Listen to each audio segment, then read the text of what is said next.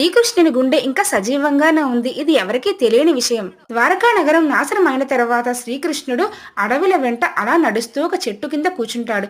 ఇంతలో ఒక వేటగాడు లేడి అనుకుని శ్రీకృష్ణుడి మీదకి బాణం విసురుతాడు. ఆ బాణం శ్రీకృష్ణుడి మీదకి దూసుకు వెళ్లి కాలి బొటనవేలుకు తగులుతుంది. ఆ శ్రీకృష్ణుడు మరణానికి చేరుకుంటారు.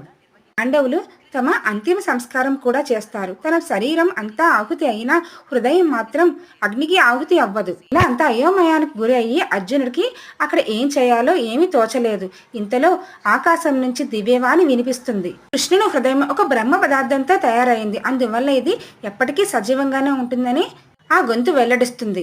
ఆ గొంతు శ్రీకృష్ణుడి గుండెను సముద్రంలో పడేయమని అర్జునుడికి తెలియజేస్తుంది. బాధతో ఏడుస్తూ అర్జునుడు ఆ గుండెను సముద్రంలో పడేస్తాడు. ఆ గుండె ప్రవాహాల మధ్య చిక్కుకొని ఒక చెట్టు కొమ్మకు అతుక్కుపోయింది. నీలిరంగులో ఉండే శ్రీకృష్ణుడి గుండె జగన్నాథుని గుండెగా ప్రసిద్ధి పొందింది. ఇలా గుండెను జగన్నాథుని పాత విగ్రహాల నుంచి తీసి కొత్త విగ్రహాల్లో 8, 12, 19 సంవత్సరాలకు ఒకసారి మారుస్తూ ఉంటారు. ఇలా మార్చే సమయంలో నగరం అంతా అంధకారంలోకి వెళ్ళిపోతుంది.